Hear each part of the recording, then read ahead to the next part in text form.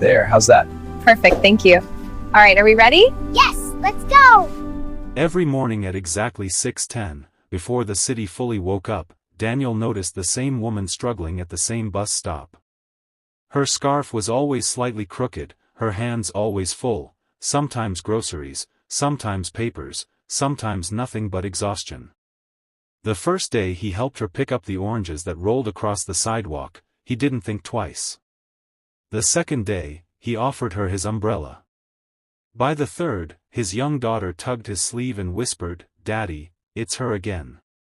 What Daniel didn't know, what would keep you holding your breath until the very last moment, was that this woman hadn't appeared in his mornings by accident.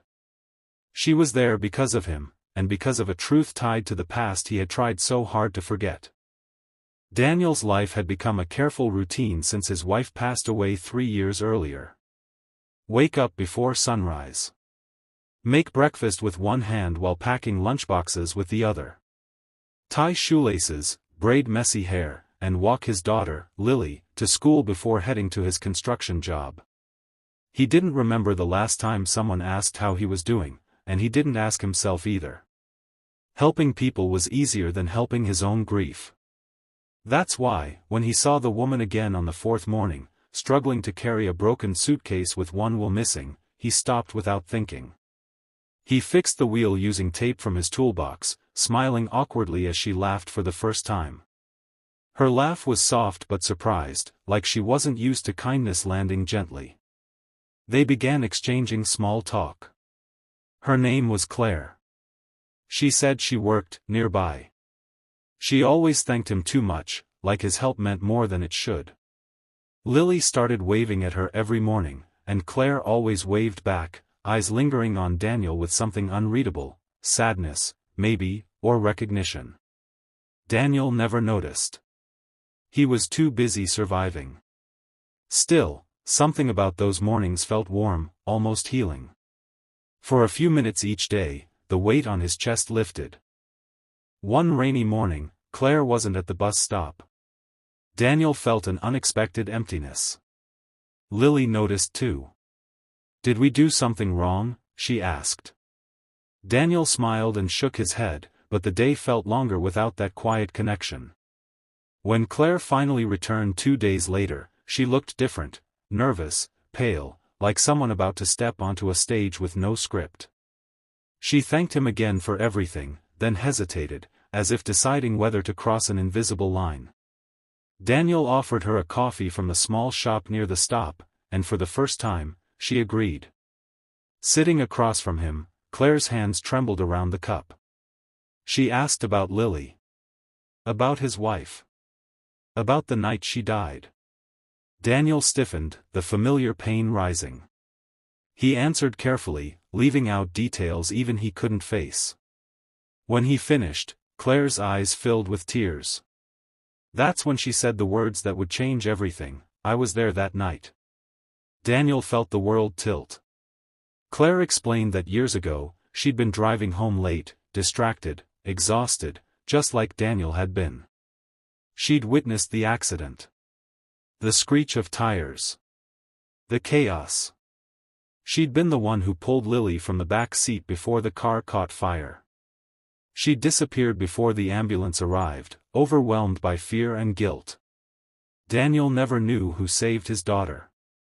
He had lived with unanswered questions ever since. Claire had recognized him months ago at the bus stop. Recognized Lily's eyes. She started showing up every morning, not because she needed help, but because she needed forgiveness she didn't believe she deserved. Daniel stood up abruptly, pain and gratitude colliding inside him. He wanted to shout. Cry. Run. Instead, he sat back down and breathed. Lily was alive. He was still here. And this woman, broken by her own regret, had been quietly carrying his past every day. Daniel didn't forgive her right away. Healing isn't instant. But he thanked her, for Lily's life, for her courage, for finally telling the truth. Over time, they kept meeting. Not every morning. Not out of obligation. But out of understanding. Lily grew fond of Claire, and Daniel learned that forgiveness doesn't erase the past, it transforms it. Years later, Daniel would tell Lily that sometimes the people who save us don't look like heroes. Sometimes they look like strangers at bus stops, carrying secrets heavier than suitcases. And sometimes, the truth we fear the most is the one that finally sets us free. Claire didn't come the next morning, or the one after that. Daniel told himself it was nothing. People had lives, schedules, reasons, but the silence felt louder than he expected. Lily noticed it too. She lingered at the bus stop longer than usual, scanning the sidewalk with hopeful eyes. "Maybe she's sick," she said softly. Daniel nodded, though his chest felt tight. He hadn't realized how much those brief moments had woven themselves into their days, like quiet stitches holding something fragile together. On the fourth day, Daniel almost missed her. She stood farther down the street, no scarf this time, hands empty, shoulders tense. When she saw him, she didn't wave. She looked like someone deciding whether to walk forward or turn back forever. Daniel hesitated only a second before approaching. Claire's eyes filled before he even spoke. "I didn't know if I should come," she said. Her voice cracked, and suddenly the busy street felt very small. They sat on a cold bench nearby, Lily swinging her legs between them, unaware of the storm building in adult silence. Claire finally spoke, her words uneven, as if each one cost her something. She told him about the nights she woke up gasping, the years she avoided that street, the guilt that followed her into every job, every relationship. She said she never expected forgiveness, she just couldn't keep carrying the truth alone. Daniel listened, jaw tight, hands clenched together. Part of him was angry at fate, at the universe that had tangled their lives so cruelly. Another part of him felt something unfamiliar loosening inside his chest. Lily tugged Daniel's sleeve. "Daddy," she said, looking at Claire, "are you sad?" Claire wiped her tears quickly, forcing a smile. Daniel took a deep breath and knelt to Lily's level. "I'm not sad," he said honestly. "I'm learning something important." Lily nodded, satisfied, and leaned against him. In that small gesture, Daniel felt the weight of his years of blame shift, not disappear, but move, like a heavy box finally set down. Over the following weeks, their meetings changed. They talked longer. About small things first, favorite foods, bad movies, Lily's drawings taped to the fridge. Slowly, they talked about bigger things too. Daniel admitted how lost he had felt after his wife's death, how every morning felt like running uphill through fog. Claire admitted she had built her life around punishment, believing she didn't deserve joy. They didn't try to fix each other. They just listened. And somehow, that was enough to begin. One evening, after Lily fell asleep, Daniel stood by her bed watching her chest rise and fall. For the first time in years, the memory of the accident didn't crush him. It still hurt, but it no longer owned him. He realized then that healing wasn't about forgetting or erasing pain. It was about choosing to move forward anyway, with honesty instead of fear. The next morning, when Daniel walked to the bus stop, he didn't feel like he was just helping someone anymore. He felt like he was finally stepping into a future that wasn't ruled by his past, and that feeling stayed with him, quietly powerful. Long after the bus disappeared down the street, the first real test came on a morning Daniel didn't expect. Lily woke up crying from a nightmare, her small body shaking as she clung to him. She kept saying the same words over and over, "The fire. I couldn't see you." Daniel held her until the sun was already rising, his heart breaking in ways he thought he had already exhausted. By the time they reached the bus stop, they were late. And for the first time since everything had been revealed, Claire wasn't there. That day unraveled Daniel more than he wanted to admit. At work, the noise of drills and shouting men blended with memories he had tried to calm. He kept seeing Lily's terrified face, hearing Claire's trembling confession, feeling the old guilt creep back in. He wondered if opening the past had been a mistake. Maybe some doors were meant to stay closed. Maybe forgiveness was too fragile to survive real life. That evening, as he helped Lily with her homework, there was a knock at the door. Daniel froze. He wasn't expecting anyone. When he opened it, Claire stood there, soaked from the rain, eyes red, holding a small envelope. "I didn't want to disappear again," she said quickly. "But I needed you to know the whole truth." She explained she had been called by the police that morning. A delayed investigation. A final report. Her name had finally surfaced after all these years. Inside the envelope was a copy of the statement she had given, every detail of that night written in ink that couldn't be erased. She had taken responsibility where she could. She wasn't asking Daniel to defend her or protect her. She was asking him to understand why she was scared. Daniel read it slowly, his hands steady despite the storm inside him. When he finished, he looked up and saw not the woman tied to his worst memory, but a human being choosing honesty over hiding. Lily stepped into the hallway, rubbing her eyes. She looked at Claire, then at Daniel. "Is she the one who helped me?" she asked quietly. Daniel nodded. Lily walked forward and hugged Claire without hesitation. Claire broke down completely, sinking to her knees. In that moment, Daniel felt something final release, an invisible chain snapping loose. Forgiveness didn't arrive as fireworks. It arrived as peace. The weeks that followed weren't perfect. There were court dates, tense conversations, and nights when fear returned. But Daniel didn't face them alone anymore. Claire didn't either. They stood side by side, not because the past demanded it, but because the future invited it. Daniel learned that strength wasn't about carrying everything by yourself. Sometimes, it was about letting the truth walk beside you, no matter how heavy it felt. The day everything finally settled, it didn't feel dramatic. No grand announcements, no sudden relief. It was quiet, almost ordinary.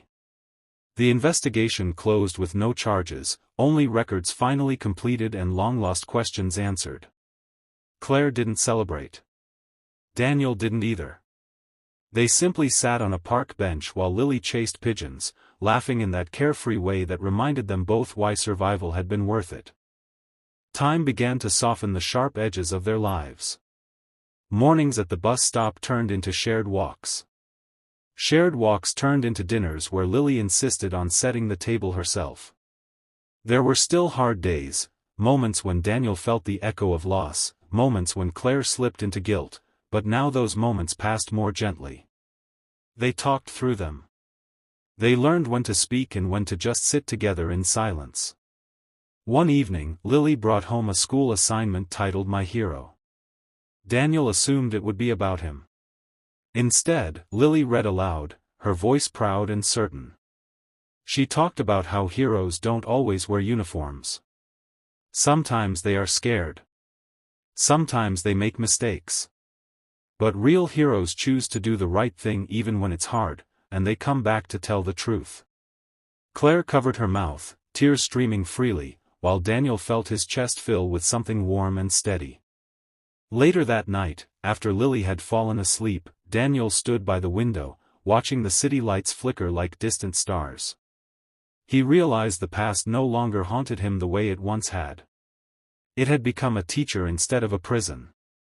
Claire stood beside him, not as a reminder of pain, but as proof that broken stories could still be rewritten. Life didn't promise perfection, but it offered something better, meaning. Daniel understood now that healing wasn't about erasing scars. It was about honoring them, learning from them, and moving forward with open hands instead of clenched fists. And as another morning came, with another walk and another sunrise, Daniel knew this truth deeply and finally. Sometimes the people who walk into our lives quietly are the ones who help us find our way home. Years later, on a morning that looked almost exactly like all the others, Daniel stood at the same bus stop where everything had begun. The city had changed, the streetlights newer, the buildings taller, but the air still carried that familiar early morning calm. Lily was no longer the little girl who clutched his hand. She stood beside him, taller now, confident, her backpack slung over one shoulder, talking excitedly about college plans and dreams that felt endless. Claire arrived moments later, not as a stranger burdened by secrets, but as family. The three of them shared coffee from the corner shop, laughing about small things, missed alarms, old memories, how life never turned out the way you expect. Daniel watched them and felt a quiet gratitude settle deep in his bones. Once, his life had been defined by loss. Now it was defined by resilience. On the anniversary of that long-ago accident, they visited a quiet place Daniel used to avoid. This time, he didn't go to mourn. He went to reflect. He spoke softly about forgiveness, about how holding on to anger had nearly stolen the life he still had. Claire listened, her hand steady in his, knowing this moment was as much about release as it was about remembrance. Lily placed flowers down and smiled, not with sadness, but with understanding beyond her years. As they walked away, Daniel realized something simple yet powerful: helping someone every morning hadn't just changed another life, it had saved his own. Kindness, he learned, is rarely wasted. Sometimes it circles back years later, carrying truth, healing, and second chances in its hands. That night, Daniel wrote a note and placed it in his wallet, words he wanted never to forget. Be kind, even when you don't know why. The reason will find you. And as the lights went out and the house settled into peaceful silence, Daniel knew his story wasn't about tragedy anymore. It was about how love, honesty, and compassion can turn even the heaviest past into a future worth waking up for. The letter arrived on an ordinary afternoon, slipped halfway under the door like it had no idea how heavy it was. Daniel almost ignored it, thinking it was another bill or school notice. But Lily picked it up first, reading the return address out loud. Claire's old company. Daniel felt a familiar tightening in his chest, the past knocking again, softer this time, but still insistent. Inside was an invitation. A public safety foundation was honoring individuals whose actions had saved lives, even if those actions had gone unnoticed for years. Claire's name was there. And beneath it, a handwritten note: I wouldn't be here without him. Please let me say that out loud. Daniel sat down slowly, the paper trembling in his hands. For years, he had believed his story was one of loss. Now it was being retold as something else entirely. The ceremony was small but sincere. No cameras, no spectacle, just people in a quiet hall sharing stories that had shaped them. When Claire stepped onto the stage, she didn't speak like a hero. She spoke like a human being. She told the truth about fear, about running away, about how one man's steady kindness at a bus stop gave her the courage to stop hiding. When she said Daniel's name, the room turned toward him. He felt exposed, and proud in a way he had never allowed himself before. Later, walking home under a sky brushed with evening light, Lily slipped her hand into his. You help people even when they don't clap, she said. Daniel smiled, eyes burning. He realized then that the real reward had never been recognition. It was becoming someone his daughter could learn from without words. That night, Daniel stood at the window again, but this time he wasn't looking backward or forward. He was fully present. Life would still bring pain, he knew that now, but it would also bring meaning, as long as he kept choosing kindness. And as the city settled into sleep, Daniel understood something simple and lasting: the truth behind his past had not come to break him. It had come to show him who he had become. The last change came so quietly that Daniel almost missed it. One morning, there was no rush at all. No bus to catch, no school bell threatening to ring. Lily had graduated the night before, her laughter still echoing through the house like music that refused to fade. Daniel stood in the kitchen, coffee growing cold in his hands, realizing that the season of constant urgency had finally passed. Claire joined him by the window, resting her head lightly on his shoulder. They watched the street below, the same one where their lives had once brushed against each other by chance and pain. Do you ever think about how close we were to never meeting like this? She asked. Daniel nodded. He thought about all the mornings he'd almost stayed in bed, all the day's kindness could have been skipped. Small choices, he understood now, were never really small. Later that day, Lily hugged them both before leaving with friends, pausing just long enough to say, "Whatever happens next, I'm not worried. I learned how to live from you." The door closed gently behind her, and Daniel felt tears rise, not from sadness, but from a deep, steady gratitude. He had done something right. Not perfectly, but honestly. As evening settled, Daniel and Claire returned to the bus stop one last time, not out of habit, but out of respect. They stood there in silence, hands intertwined, letting memories pass without fear. The past no longer demanded answers. It offered perspective. Daniel smiled, understanding at last that his story was never about what he lost, it was about what he chose to give. When they finally turned to walk home, Daniel felt lighter than he had in years. Life would continue, unpredictable and imperfect. But he was ready. Because every morning, every choice, every quiet act of kindness had led him here, to peace, to purpose, and to a love born not from forgetting the past, but from facing it together. The final morning arrived without ceremony, just a soft sunrise spilling light across the quiet street. Daniel stood at the window, watching the world wake up, and felt something he hadn't felt in a long time, contentment without fear. Life was still imperfect, still unpredictable, but it no longer felt heavy. It felt honest. He walked down to the old bus stop alone, hands in his pockets, breathing in the cool air. No one needed help that morning. No suitcases with broken wheels. No spilled groceries. And for the first time, that felt right. The place had done its work. It had brought two broken stories together and allowed them to heal. Later, at home, Lily called from her new city, her voice bright with excitement and confidence. Claire stood nearby, listening with a smile that held no shadows. Daniel realized then that love doesn't always arrive like a storm, it often comes quietly, built from patience, truth, and 1,000 unnoticed moments. That evening, as the house settled into peaceful silence, Daniel wrote one last line in his notebook and closed it gently. Some mornings change your life forever, others simply remind you why it changed. He turned off the light, knowing his story didn't need another chapter to be complete. Because the truth behind his past had not defined his ending. It had guided him to it.